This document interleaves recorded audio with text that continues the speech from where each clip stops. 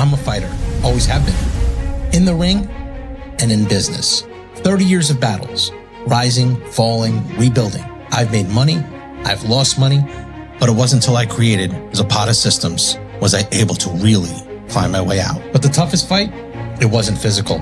It was watching money walk out the door week after week, whether to vendors charging too much or labor not justifying the revenue.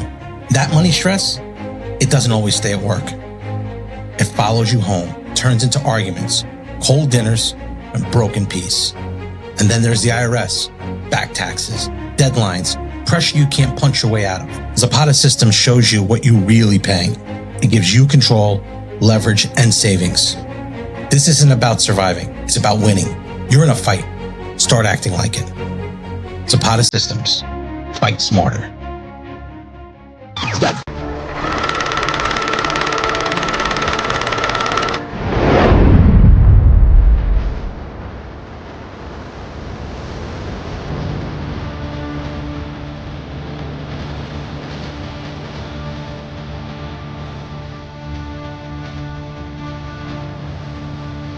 And that's it.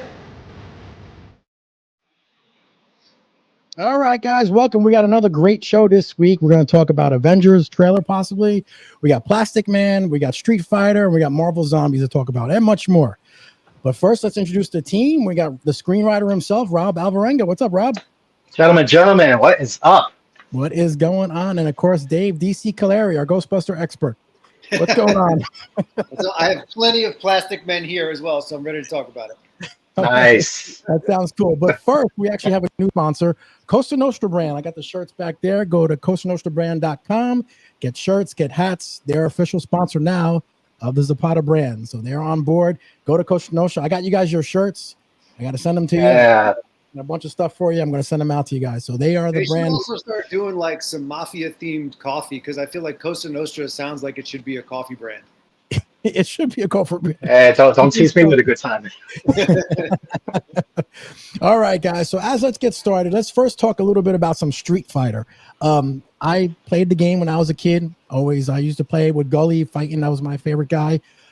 There's a movie coming out right now, and they cast some big players in it. They got let me just put this in here like this.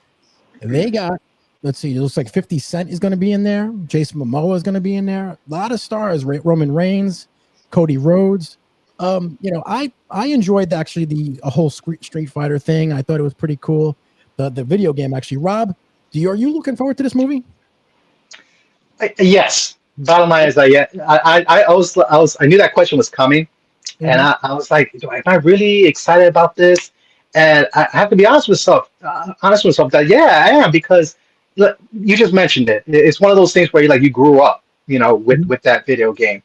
And part of my growing up was also experiencing the Street Fighter the movie with Jean-Claude Van Damme and Raul Julia too. So that combination it's part of me. So it's like the game was always awesome. The concept, the story is like, come on, this something you could do really good stuff with that. And there's been a couple of tries, all of them misses, unfortunately, but it seems like with this one, and I'm just going by the cast, this looks like fun. It's just the other ones, like, I think the first one was just like a big hot mess. Then the others kind of took themselves a little too seriously. This one feels like, you're gonna have a lot of like actors that, you get like familiar names from other industries like wrestling and such like that are just, they know how to like really, hype up. You really to like really just put on a good show. And so this is gonna be a nice combination of like, hopefully good action, and also some good humor, some good comedy, some good just moments where it's just like of like it's a movie. It's supposed to be like you're supposed to have a good time at movies like this. So just give me the action, give me some cool lines, some cool scenes, And I think having people like that, especially from the wrestling point of view, I think it's gonna work. For some reason, it feels weird. I just feel like it's gonna work. Yeah, I think so. I mean, it seems okay. Let's see, Dave, what do you think about this movie, Street Fighter? You interested in seeing this? The cast so far is really good.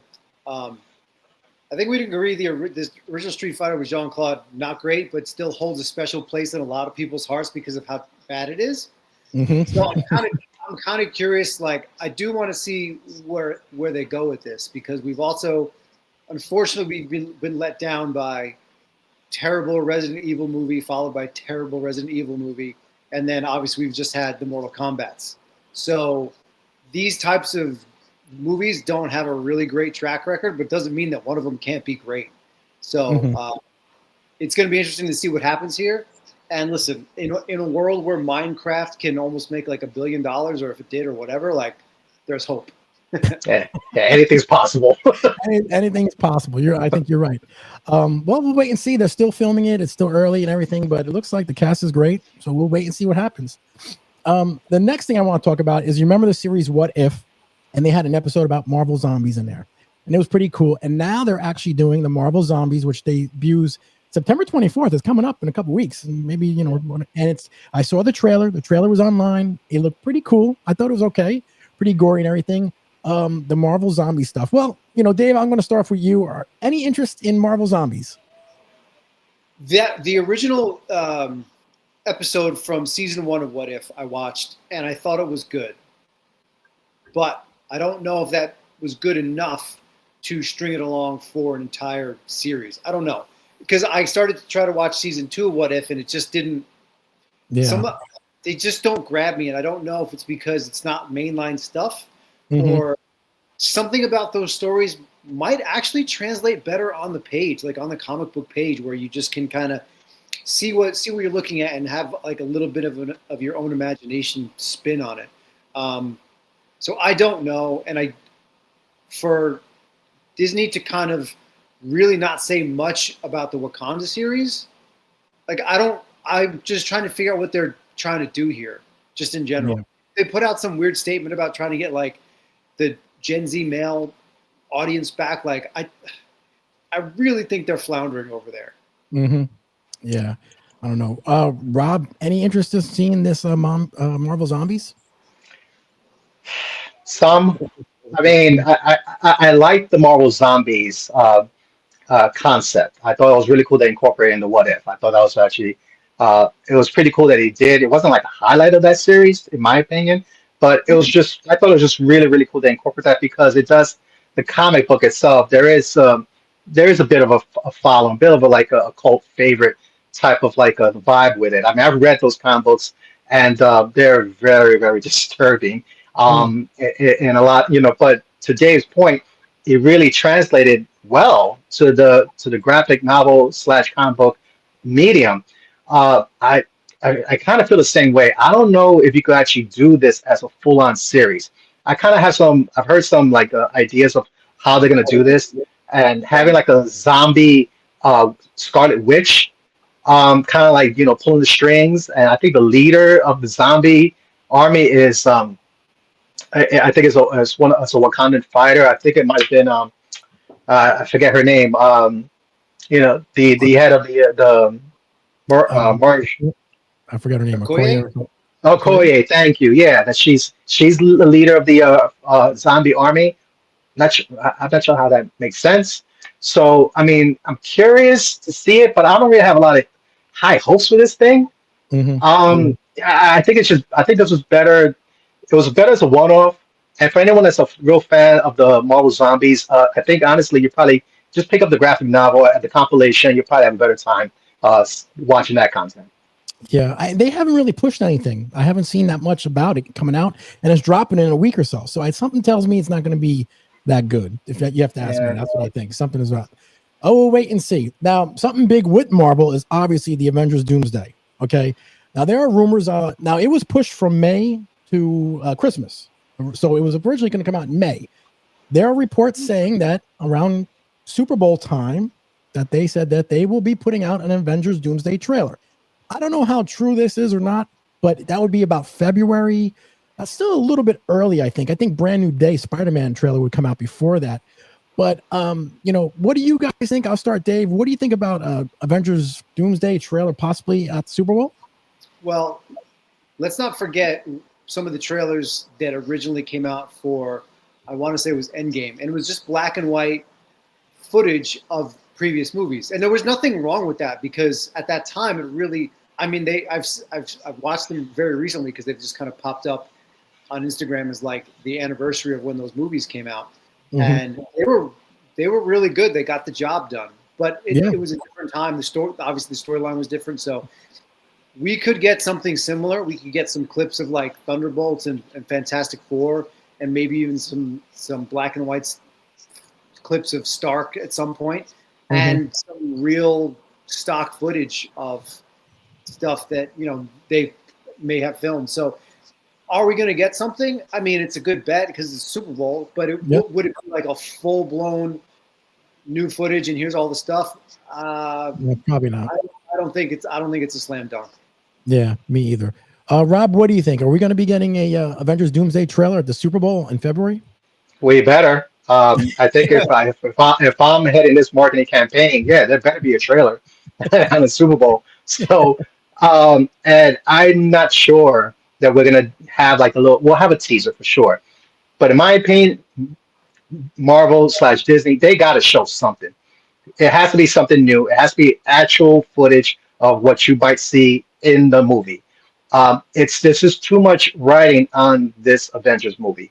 The lead up to this, which has just been all over the place, this whole multiverse saga has just been, it's like this close to running off the rails. So this is the thing that's supposed to tie everything together, and you have the last minute swap of Doctor Doom, as the big baddie. I mean, I'm sorry, but you need to show something that's going to be super mind blowing, even if it's just like in teaser form, like 30 seconds. But those 30 seconds better be something that's just like, wow, okay, I'm in.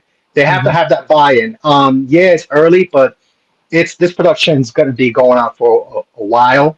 They should have enough to put together a trailer, and then that's going to help gear up the whole push towards next Christmas when the movie comes out. But this is a must. I think they need to have a solid teaser at least at the Super Bowl.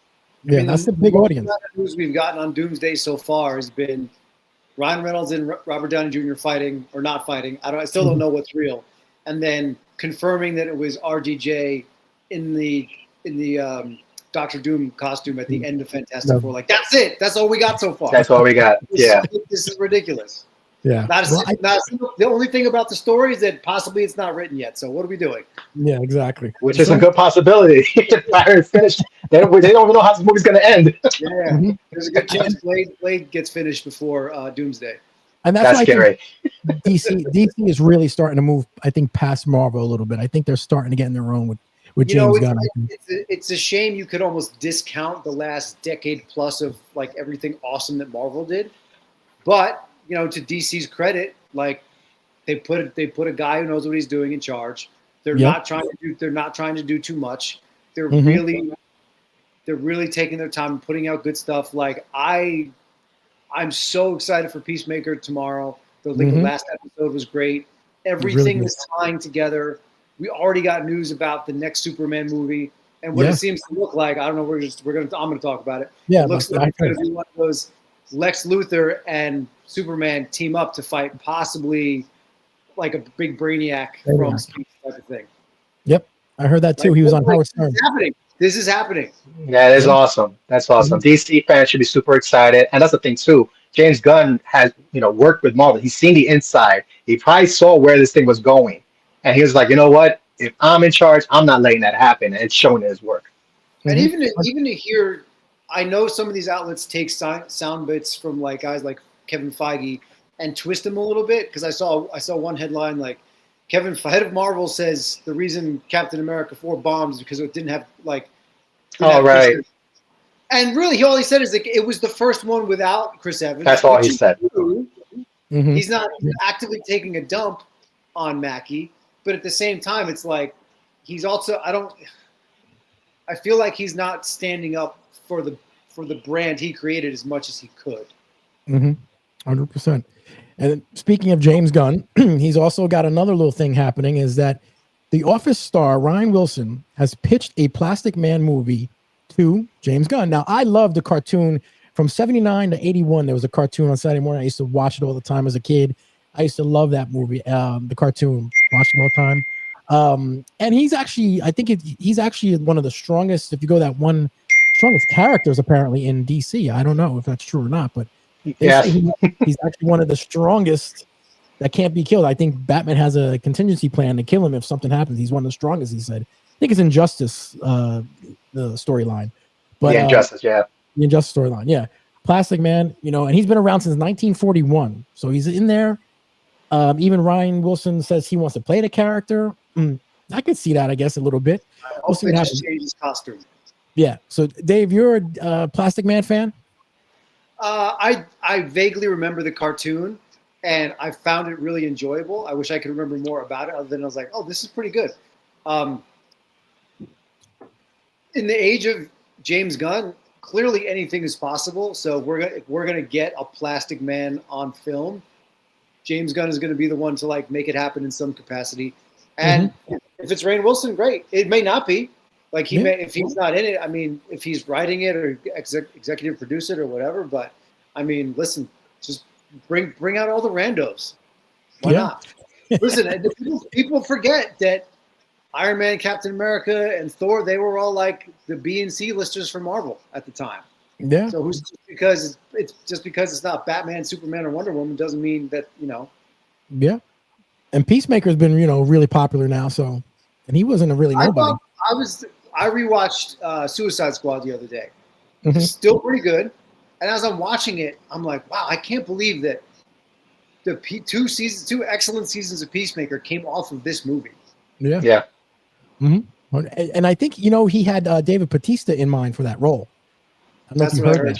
Interesting. Yeah, David Bautista in mind for that role. It was actually wrote for him because he knew David, but then David had other opportunities and he wasn't getting paid that much money for that role.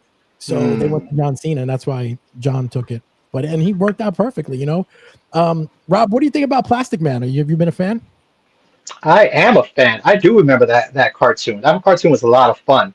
And as a comic book geek, obviously I had to dive deep into revisiting and relearning about Plastic Man. So Plastic Man, I mean, he may look weird, he may look dorky, but this guy, I can confirm that he is one of the more powerful. He's right up there. He's one of the more powerful characters in the DC universe. I'll let you guys, do your whole YouTube research and just to see and confirm. But I can confirm based on the comic books I've read, based on what I've seen. Yeah. And the cool thing about this project that I'm super excited about, Rainn Wilson. I mean, little background. Rainn Wilson and James Gunn have worked together before. They made this movie which is called Super. So not too many people maybe even remember or even know about it, but that movie is excellent. Rainn Wilson is in that movie, and it's like a really dark off take of like an anti-hero. And I can't recommend him enough. It's an awesome movie. But if Rainn Wilson is the one that's pitching this idea, and I'm seeing their work together in that movie, I can see how this thing works. I could totally see how this thing works because, this is going to have like a balance of like the goofiness that this character can offer, but also like this the scariness because Plastic Man starts off as a villain. He's a criminal before he becomes a hero. So having that arc already, that awesome arc already built in, like criminal, something happens to him, becomes this thing that sort of becomes a hero. I mean, all the ingredients of a great movie is there, and with that kind of like James Gunn kind of like angle and twist to make it just weird enough that's like this is really cool. I think this is one of these other parts I think it's gonna work, but I've seen it, and it's all based on what I've seen them work together. That work with Super, that movie, gives me a lot of confidence that this Plastic Man project, if it gets greenlit and move forward, it's going to be awesome. And they're not going to know what's coming. It's going to hit them blindside like Guardians of the Galaxy hit everybody. Yeah.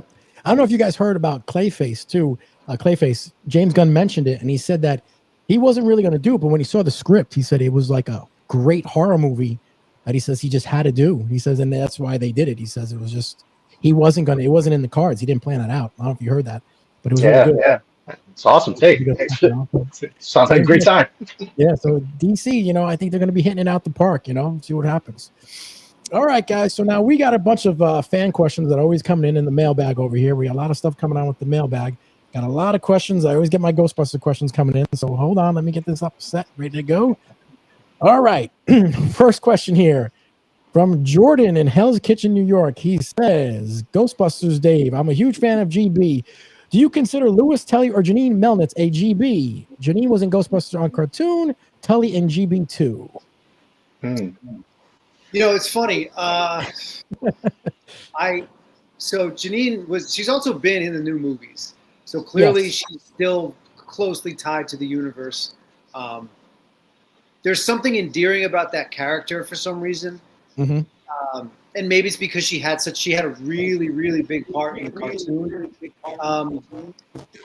Lewis Tully, it's obviously everyone knows Rick Moranis kind of disappeared from Hollywood, so he only had one shot to do what he did in the second one.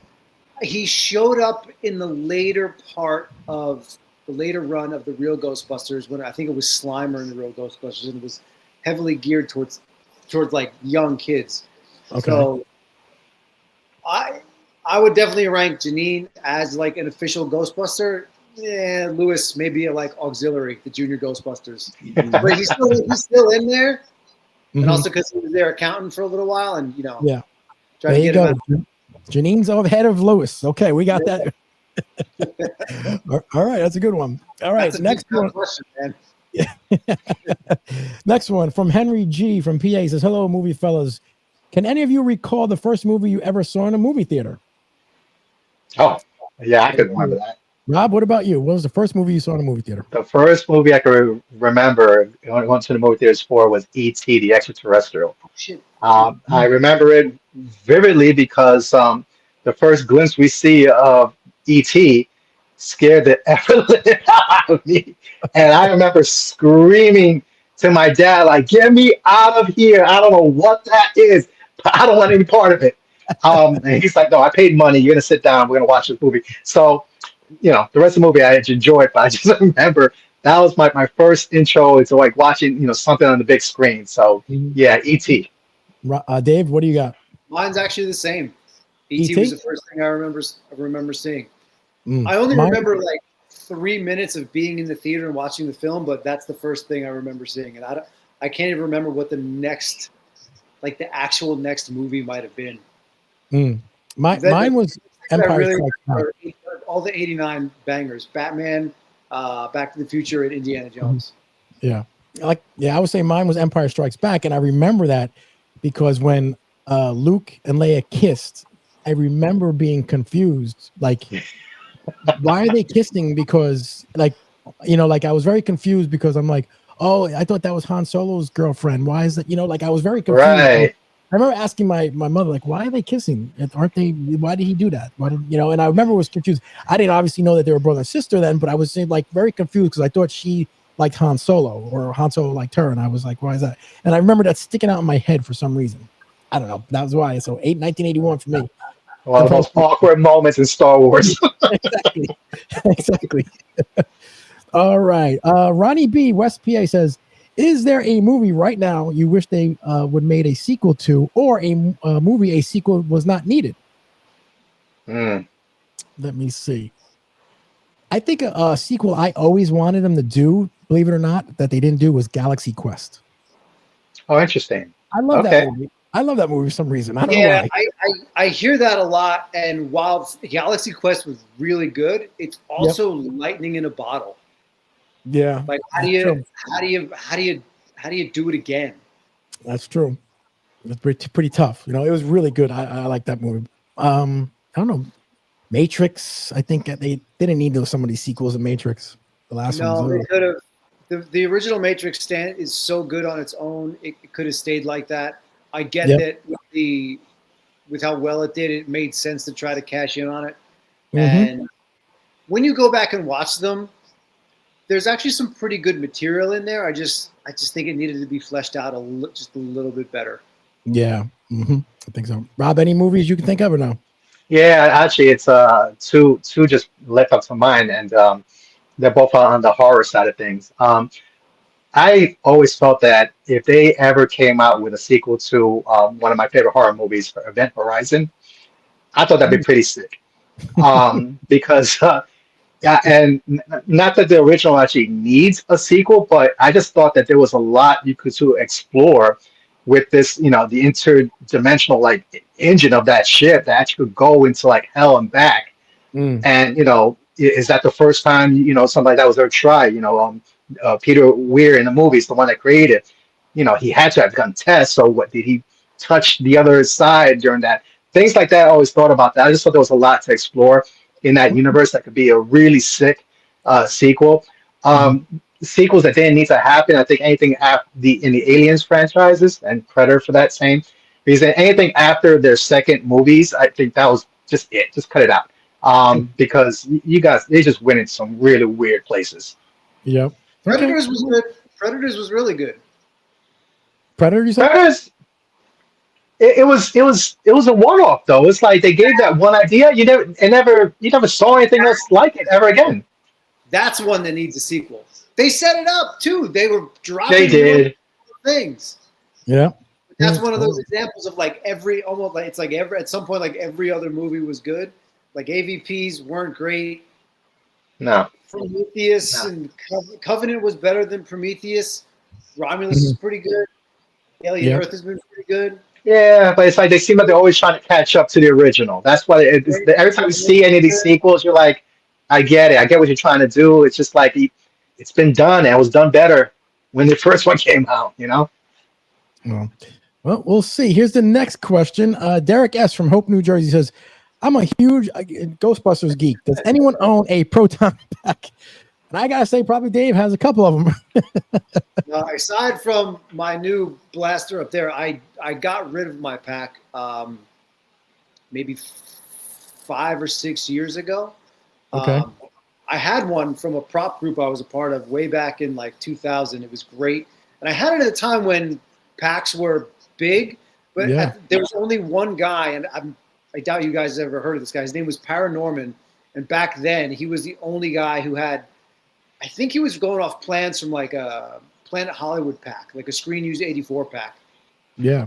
He was like the only guy building them, and it would take him like 6, 7, 8 months to do. I don't remember what it cost. I just remember at that time I couldn't afford it. And then I just found these guys who had made a run of 10, and they were like heavy and metal and really great. And yeah, I kind of am bummed I got rid of it. And my jumpsuit, I happened to find this real randomly in a store like 2 weeks ago. And then I pre-ordered the 84 Hasbro pack that should ship in March. So I'll be back in it, and I have the Ghost Trap and PKE meter showing up soon. So we'll probably be diving into some of that. Yeah, but it's a good time to be alive if you're a Ghostbuster fan, because like Hasbro's doing some great stuff, and the money isn't even that crazy. Yeah, exactly. It's not that cheap, not expensive. I saw a couple of the packs for like 400. I think not that bad. 300 or 400. No, it's completely fine, because if you were to look on eBay and find like a really great fan made pack, like some of these guys do some really, really great work, you're not getting away with it for like less than $1,500. Correct. Yeah. Yep. 100%. And we will be doing some unboxing soon of some stuff soon on this show. We're going to be adding a little spin-off segment coming up with some other things going on. So we'll have that going. Last question here. Jeff R. from New Jersey says, have you ever changed your opinion of a movie after rewatching it? That's a pretty good question. I have many times. I think I think Man of Steel. I had to watch it a couple times because at first I was a little bit like, okay, this is good. But then as I watched it again, I was like, okay, this is really good. That was Man of Steel for me because I was a little bit on the edge. It also depends what time you see it. If you're tired, the mood, if you're in a bad mood, some things, movies can depend on how you feel today, I think. Anything with you guys? I remember watching Ang Lee's Hulk. What was that, 2006? Oh yeah. I remember that movie. Yeah. I was in the theater, and I was at the edge of my seat. I was like, this is amazing. I love the way he blocked it like comic books. I thought it was fantastic. And I watched it again. I'm like, what the hell was I thinking? I think that movie is terrible. Yeah. I don't know why I was enthralled with it in the theater, but I was like, we need more of this. And I'm glad we didn't get more of this. Yeah, exactly. 100%. Yeah, I agree with you. Also, I was like with Superman Returns with Brandon Routh. I remember I saw it the first time in the movie and I loved it. But then as I got it, I realized he didn't do much in that movie. I still kind of There wasn't a whole lot happening. I think the one that pops to mind, it's it's weird because at the time I was super excited for it because they had all the cast, all the characters coming out. It was X-Men: The Last Stand. It was like the final trilogy of that X-Men franchise, and I remember going to the theaters. I saw all these cool characters. I was like, cool. I saw Kelsey Grammer's Beast, who looked amazing, and I guess I couldn't get past the aesthetics of it to really like look at the movie as a whole. And yeah, I do remember like watching it again. Not only is that movie not great, but there's a lot of like just technical errors that like, just as a filmmaker, you're like, how do you go from, night to day that quick? How do you do this? This looks like it's a really bad cut. It's just it's a mess. And I think Brett Ratner was the director there. I think he was like a last minute replacement for that particular movie because Bryan Singer went to make the Superman movie, Superman Returns, and it just felt like all that stuff felt you saw it on screen. It was just a big hot mess, and I had to watch it a couple of times to like really see like, damn, I don't know where I was in the theater when I saw this the first time. Yeah. All right. Well, now we got our next section. It's going to be a little bit different. This one's going to be a little bit different. This one's going to be movie true or false. Okay. A little bit different, like to keep you guys a little bit different on your toes now. All right. All right. So what I'm going to do, I'm going to ask each one of you a question about a movie, and you're going to tell me if it's true or false. All right. Pretty simple. All right. I'm going to start off with Dave. Dave, at one point, Bill Murray was considered for Tim Burton's Batman. Is that true or false? Oh God, I feel like I've gone through a list of everyone who was considered. I'm going to say it's false. That is true. That is true. He I was did considered. hear about that. He was considered. All right. The next one. All right, Rob. In the classic movie Psycho, Okay. ketchup was used for blood because it looked better in black and white. True or false? Yeah. Ketchup was used for blood because it looked better in the black and white. I don't think so. I think it's false. You should know this. Yeah. It is false. Actually, sorry. They used chocolate syrup. Thank you. All right.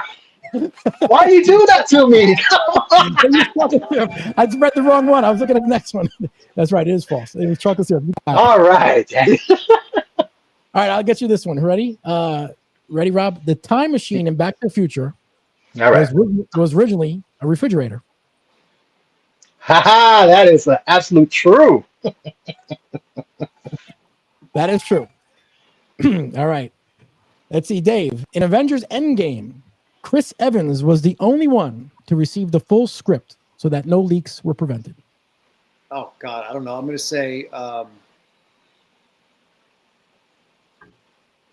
going to say false because I'm sure Downey probably got it too. You're correct. It was Downey and Evans. Correct. You're right. All right. Rob, in the movie The Shining, the Here's Johnny scene took 3 days and destroyed 71 doors.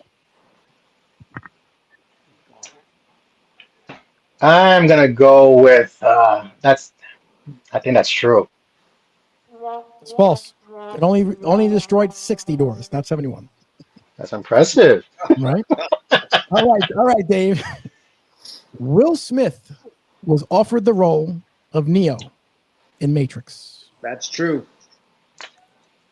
That is true. He went to go film Wild Wild West instead.